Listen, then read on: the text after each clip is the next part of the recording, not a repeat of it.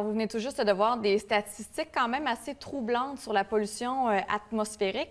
On change de sujet, mais c'est quand même un sujet un peu connexe. On parle de densification verte avec Cyril Frazao. Vous êtes le coordonnateur de Milieu de vie en santé. C'est chapeauté par Nature Québec. Qu'est-ce que vous faites, M. Frazao, chez Milieu de vie en santé? Qu'est-ce que c'est? Le Milieu de vie en santé, c'est avant tout un projet d'adaptation au changement climatique, mais surtout à la lutte aux îlots de chaleur et à la pollution atmosphérique. Et les îlots de chaleur, on en a beaucoup entendu parler à Québec dans les dernières années. Il suffit juste d'avoir un stationnement et c'est un îlot de chaleur. Donc à l'échelle d'une ville, c'est quand même assez conséquent et ça joue pas mal aussi sur la pollution et la santé publique. Donc Milieu de vie en santé, c'est un projet qui existe depuis quand? Ça fait 2 ans déjà. OK. C'est quoi votre mission? La mission principale, c'est de réaménager, de trouver des façons de faire pour le verdissement. Ça peut passer par des toits verts, ça peut passer par aussi installer des milieux de vie favorables à l'appropriation par le citoyen sur son milieu, que ce soit l'agriculture urbaine, que ce soit aussi mettre du mobilier urbain dans des boisés, des places publiques, essayer de favoriser un milieu de vie qui soit propice justement à la santé publique. À qui vous adressez-vous? Est-ce que vous vous adressez aux citoyens directement ou aux instances, aux autorités, aux élus? Disons qu'il y a plusieurs clientèles cibles, mais principalement, ça va être beaucoup les citoyens. Il faut que le citoyen souhaite aussi s'approprier à son propre milieu. Il y a aussi les promoteurs immobiliers, les élus et aussi les promoteurs des établissements de santé. Vous faites un lien justement avec les promoteurs immobiliers. On a beaucoup parlé de Stoneham dans la dernière entrevue. Et vous, ce que vous dites, c'est que les petits promoteurs immobiliers ont un sens plus vert, si on veut. La densification verte peut les tenir plus à cœur que les grands promoteurs. C'est sûr que depuis quelques années, on remarque surtout à la Ville de Québec qu'il y a des grands promoteurs qui ont plus de pouvoir et qui vont être favorisés souvent par des grands développements et souvent d'un point de vue économique, les projets sont moins verts. Alors que des plus petits promoteurs ont tendance à créer des projets innovateurs en termes de verdissement pour des nouvelles villes vertes justement, qui donnent accès à un milieu de vie en santé. Et il faut donner accès un peu plus à justement ces promoteurs-là qui vont favoriser, comme le projet qu'on a accompagné de Momento Immobilier à la Pointe-aux-Lièvres, l'écoquartier de la Pointe-aux-Lièvres. Absolument, oui.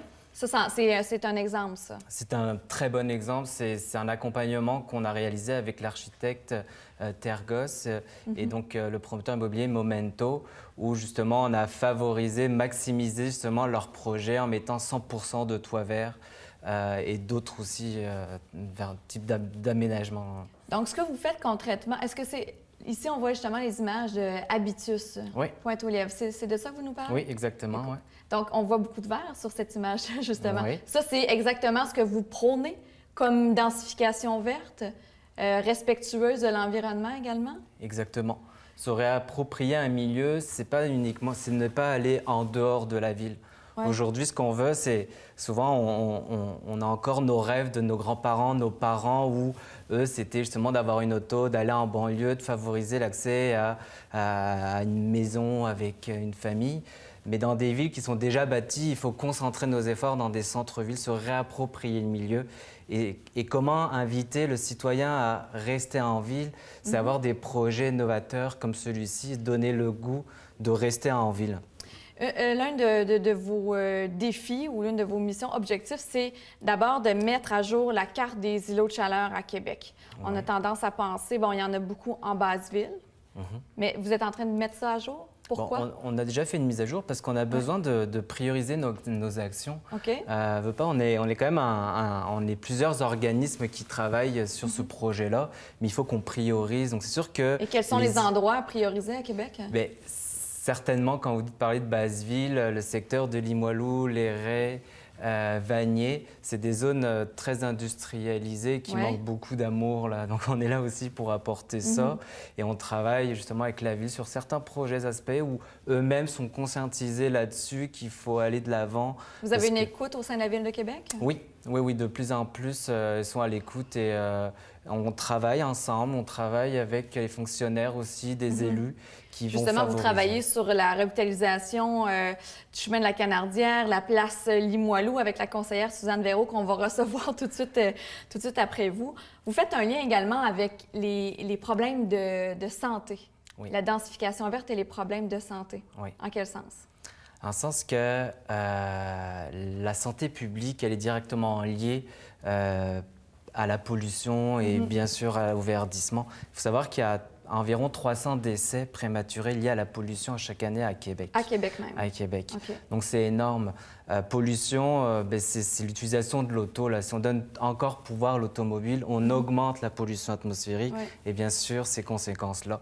Donc c'est sûr que milieu de vie en santé, lorsqu'on priorise nos actions, c'est aussi on essaye de toujours argumenter sur c'est quoi le bien-être, comment ça va apporter un sens à l'amélioration de sa santé, que ce soit les maladies cardiovasculaires, pulmonaires, d'obésité, aussi de respiration. Oui, vraiment des maladies chroniques. C'est ça. Comment vous faites, par exemple, si je prends l'exemple du Vieux-Québec, parce qu'on parle souvent de la Basse-Ville, mais le Vieux-Québec, comment vous faites pour... Vous dites qu'il n'y a peut-être pas nécessairement... on pourrait améliorer la densification verte dans le Vieux-Québec. Comment vous faites? Il n'y a pas beaucoup de place? Non, effectivement, il n'y a pas beaucoup de place, mais c'est là où on essaie de voir avec la ville, lorsqu'il y a de la revitalisation des rues, mais c'est essayer de profiter de ce désasphaltage et de permettre de planter un arbre de temps en temps.